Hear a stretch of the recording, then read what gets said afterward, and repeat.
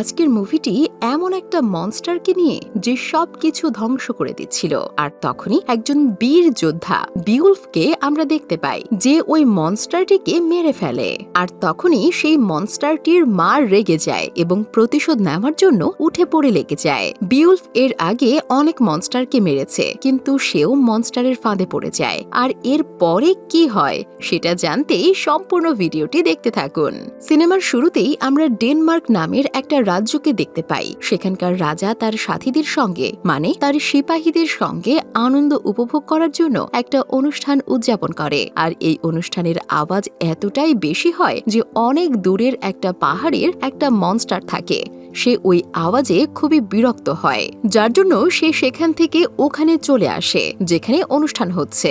সেখানকার সব সিপাহীদের সে মেরে দেয়। তারপর সে রাজার দিকে এগিয়ে যায়, কিন্তু রাজা তাকে ভয় না পেয়ে তার সামনে তলোয়ার দিয়ে মোকাবেলা করার জন্য দাঁড়িয়ে পড়ে। তখন মনস্টারটি রাজার কিছু না করেই চলে যায়। তখন মনস্টারটির মা তাকে জিজ্ঞেস করে যে তুমি রাজার কোনো ক্ষতি করনি তো? তখন মনস্টারটি বলে, না, রাজাকে আমি ছুঁয়েও দেখিনি। তার মা তাকে আরো বলে যে মানুষদের মধ্যে যাওয়া এবং তাদেরকে এভাবে আক্রমণ করা তোমার একদমই উচিত হয়নি। এই ঘটনায় রাজার অনেক সিপাহী মারা যায়। এর ফলে রাজা খুবই রেগে যায় আর রাজ্যে ঘোষণা করে দেয় যে ওই মনস্টারটিকে যে মারবে তাকে অনেক বড় উপহার দেওয়া হবে। অন্যদিকে আমরা বিউলফ নামের এক ব্যক্তিকে দেখতে পাই যে সমুদ্রের রাস্তা দিয়ে ডেনমার্ক রাজ্যে এসে রাজার সঙ্গে দেখা করে। রাজা তাকে দেখে খুবই খুশি হয়, কারণ রাজা জানতো যে বিউলফ একজন বড় যোদ্ধা। সে এর আগেও অনেক মনস্টারকে মেরেছে। রাজা তার পিতাকেও চিনত। আর এখন বিউলফ যে কোনো উপায়ে ওই মনস্টারটিকে মারতে চায়, কারণ সে অনেক মানুষকে মেরে ফেলেছে। তারপর বিউলফ তার সাথীদের সঙ্গে মিলে মনস্টারটিকে মারার প্ল্যান করে। আর এজন্য সে আবারও অনুষ্ঠান উদযাপন করতে লাগে, যাতে অনুষ্ঠানের আয়োজনের কারণে মনস্টারটি তাদের রাজ্যে আসে। কিন্তু বিউলফ ঠিক করে যে সে মনস্টারটিকে তার সঙ্গে মোকাবেলা করার জন্য সমান অধিকার দেবে, যার জন্য সে তার সমস্ত হাতিয়ার ও জামা কাপড় খুলে ফেলে। সে বিনা কাপড়েই মনস্টারটির সঙ্গে লড়াই করবে। তখন সেখানে মনস্টারটিও চলে আসে আর তার সাথীরা মনস্টারের সঙ্গে মোকাবেলা করতে লাগে। লড়াইয়ের দরুন বিউলফ বুঝতে পারে যে মনস্টারটির কানের পর্দা খুবই হাইপার সেন্সিটিভ, যার জন্য সে তার কাঁধে চড়ে বারবার তার কানের পর্দায় আঘাত করতে লাগে। এর ফলে মনস্টারটির কানের পর্দা ফ্র্যাকচার হয়ে যায়। মনস্টারটি ব্যথা পাওয়ার কারণে সে সাইজে ছোট হয়ে যায়। সে সেখান থেকে পালানোর চেষ্টা করে, কিন্তু বিউলফ তার হাতের লোহার চেনের সাহায্যে বেঁধে কেটে দেয়। বিউলফের জিতের কারণে সেখানকার সব সিপাহীরা তার খুবই নাম করে। তারপর রাজা তার ওয়াইফ মানে রানীর সঙ্গে সেখানে আসে। বিউলফ রানীর প্রতি খুবই অ্যাট্রাক্টেড হয়। রাজা বিউলফের কাজে খুশি হয়ে তাকে শাহী গোল্ডেন ড্রিঙ্কিং হর্ন দেয়।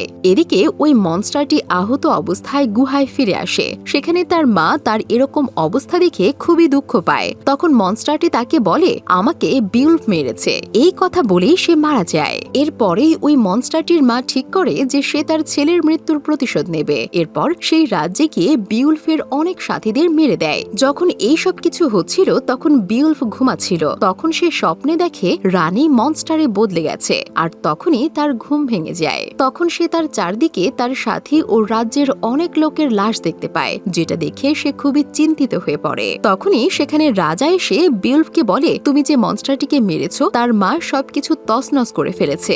আর এখানেই রাজা বিউলফকে তার জীবনের একটা বিশাল বড় সত্যি কথা বলে দেয়। সে বলে, তুমি যে মনস্টারটিকে মেরেছো সেই মনস্টারটি আসলে আমারই ছেলে। তখনই সেখানে রাজার এক বিশেষ লোক একটা এনশিয়েন্ট তলোয়ার নিয়ে এসে বিউলফকে দেয় আর বলে, এই তলোয়ারটি দিয়ে তুমি ওই মনস্টারের মাকে মারতে পারবে।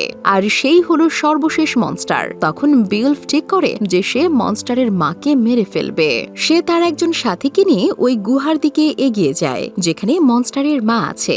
যখন তারা ওই গুহার কাছে পৌঁছায় তখন সেখানে খুবই অন্ধকার থাকে, যার জন্য বিউলফ ঠিক করে যে সে একাই গুহার ভেতরে যাবে। তারপর যখন সে একাই গুহার ভেতরে যায় তখন সেই শাহী গোল্ডেন ড্রিঙ্কিং হর্ন যেটা রাজা বিউলফকে দিয়েছিল সেটা চমকাতে লাগে। তারপর সে তার আলো দিয়ে সামনের দিকে এগিয়ে যেতে শুরু করে। আর তখনই জলের ভেতর থেকে খুব সুন্দর একটা মহিলা মনস্টার মনস্টার বের হয়। তার সৌন্দর্য দেখে বিউলফ মুগ্ধ হয়ে যায়। যদিও সে এই মনস্টারটিকে মারতে চায়, কিন্তু তার জাদুর কারণে সে তাকে মারতে পারে না। ওই সুন্দরী মহিলা মনস্টার যে এখন মানুষের রূপে আছে, সে বিউলফকে কথার জালে ফাঁসিয়ে বশ করে নেয় আর তাকে বলে, আমি তোমাকে রাজা বানিয়ে দেব, কিন্তু তার বদলে তোমাকে সেই গোল্ডেন ড্রিঙ্কিং হর্নটা আমাকে দিতে হবে।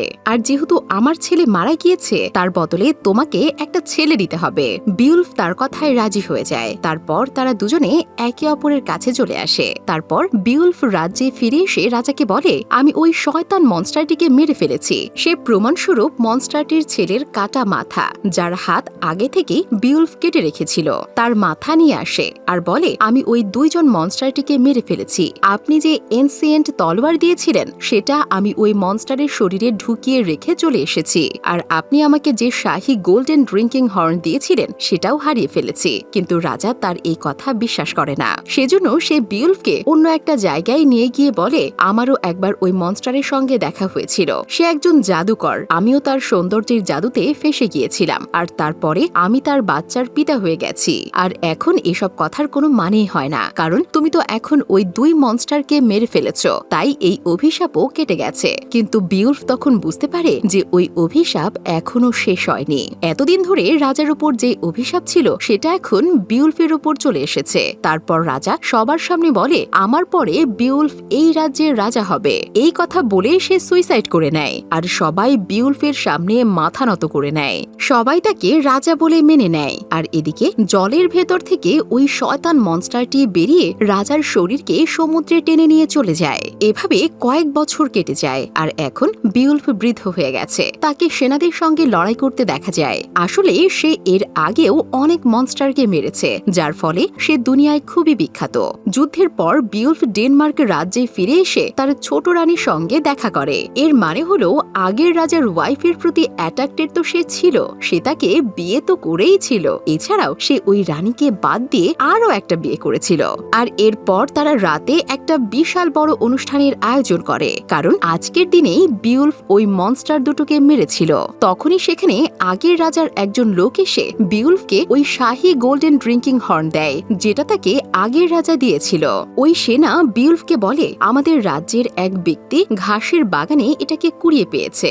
এটা দেখার পর বিউলফ বুঝতে পেরে যায় যে তার রাজ্যের কোনো না কোনো বিশাল বড় বিপদ আসতে চলেছে। আর ঠিক সেই রকমটাই হয়। রাতের বেলায় রাজ্যের একটা গ্রামে একটা ড্রাগন অ্যাটাক করে দেয়, আর কিছু সময়ের মধ্যে সে মানুষের রূপে চলে আসে। সে একটা পৃষ্ঠের কাছে গিয়ে বলে, তুমি তোমাদের রাজাকে বলে দিও যে সে যা পাপ করেছে সেটা খুব তাড়াতাড়ি সবার সামনে চলে আসবে।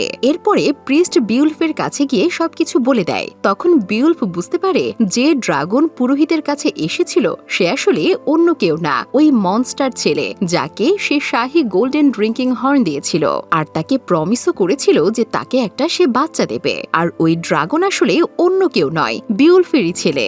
এরপর বিউলফ সিদ্ধান্ত নেয় যে সে আরো একবার ওই শয়তান মনস্টারের গুহায় যাবে, যাতে সে তার রাজ্যকে বাঁচাতে পারে। এরপর সে তার পুরনো বন্ধুর সঙ্গে, মানে এর আগে যার সঙ্গে ওই গুহার বাহিরে পর্যন্ত গিয়েছিল, তাকে সঙ্গে নিয়ে আবারও গুহার বাহিরে পর্যন্ত পৌঁছে যায়। তখন সেখানে তার বন্ধুকে বলে, আমার যদি কিছু হয়ে যায় তাহলে আমার অবর্তমানে তুমি এই রাজ্যের রাজা হবে। তারপর সে একাই গোল্ডেন ড্রিঙ্কিং হর্নটি নিয়ে গুহার ভেতরে গিয়ে গোল্ডেন হর্নটি ফেলে দেয়, আর তখনই সেখানে ওই মনস্টারটি বেরিয়ে আসে। বিউলফ তাকে বলে, তুমি গোল্ডেন ড্রিঙ্কিং হর্নটি নিয়ে নাও আর আমার রাজ্যের লোকদের ছেড়ে দাও। কিন্তু ওই মনস্টারটি তাকে বারণ করে দেয়। তখনই সেখানে ওই ড্রাগনটি এসে বিউলফের উপর অ্যাটাক করে দেয়, কিন্তু সে কোনো রকমে প্রাণ বাঁচিয়ে বাইরে বেরিয়ে যায়। তারপর তারা দেখে গোল্ডেন ড্রাগনটি তাদের রাজ্যের দিকেই এগিয়ে যাচ্ছে। তারা দুজনেই তাকে থামানোর জন্য ড্রাগনটির পিছু করতে লাগে। বিউলফ তার কুড়াল দিয়ে ওই ড্রাগনটির উপর অ্যাটাক করে দেয়, আর ওই কুড়ালটির সঙ্গে একটা দড়িও বাঁধা থাকে, যার ফলে বিউলফ দড়ির সাহায্যে ঝুলতে লাগে। আর তখনই ওই রাজ্যের তীরন্দাজরা ড্রাগনটিকে দেখে নেয় আর তীর ছুটতে লাগে। তখনই বিউলফ ড্রাগনের ওই জায়গাটি দেখে নেয়, যেই জায়গাটি খুবই নরম, যেই জায়গাটায় ড্রাগনকে অ্যাটাক করা যাবে। যেহেতু তার সেনারা ড্রাগনটিকে অনবরত তীর ছুটছে, যার কারণে সে দড়ি কেটে নিচে লাফিয়ে পড়ে। ড্রাগন বিউলফের প্রায় সব সেনাদের মেরে ফেলে, চারদিকে আগুন জ্বালিয়ে দেয়। তারপর বিউলফ একটা ব্রিজের উপরে গিয়ে ড্রাগনের উপর লাফিয়ে পড়ে। তখন ড্রাগনটি তার পিঠের সাহায্যে তাকে নিচে ফেলার চেষ্টা করে। সে জলের ভেতরে চলে যায়। সেখানে জাহাজের একটা ট্যাঙ্কার থাকে।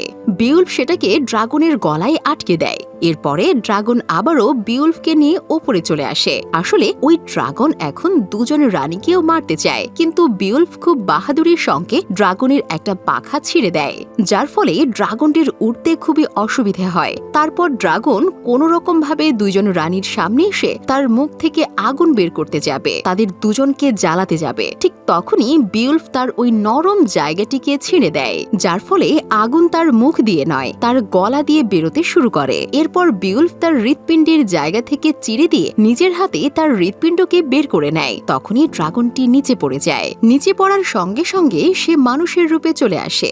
বিউলফ খুবই আহত হয়ে যায়। সে তার ছেলে মানে ওই ড্রাগনটির কাঁধে হাত রাখে, কারণ সে জানে যে এই সব কিছুর পেছনে তার ছেলের কোনো দোষ নেই। এটা একটা অভিশাপ যেটা পূর্বযুগ থেকে চলে আসছে। এরপরে বিউলফের সব থেকে ভালো বন্ধু, যাকে সে প্রমিস করেছিল যে তার অবর্তমানে সে এই রাজ্যের রাজা হবে, সে বিউলফের কাছে আসে। তখন বিউলফ তাকে তার জীবনের সত্যি কথাটা বলে যে যেই ড্রাগনটি রাজ্যের উপর অ্যাটাক করেছিল সে আর কেউ নয়, সে আসলে তারই ছেলে। আর কিভাবে ওই শয়তান মনস্টারটি তাকে বশ করে নিয়েছিল। সে তার জীবনের সব সত্যি তার বন্ধুকে বলে দেয়। তখন তার বন্ধু তাকে প্রমিস করে যে সে এই কথা কাউকে বলবে না, সব সময় লুকিয়ে রাখবে। এরপরে বিউলফের বন্ধু বিউলফকে ফাইনাল ফিউনারাল দেয়, যেটা পুরনো রীতিরেওয়াজ রয়েছে। সে তার বডিকে সমুদ্রে রেখে নৌকায় আগুন লাগিয়ে দেয়। বিউলফের কথা মতো তার বন্ধু এখানকার রাজা হয়ে যায়। আর তখনই সে বালির মধ্যে ওই শাহী গোল্ডেন ড্রিঙ্কিং হর্নটি দেখতে পায়। আর যখন সে সমুদ্রের দিকে তাকায় তখন সে দেখে ওই শয়তান মনস্টারটিও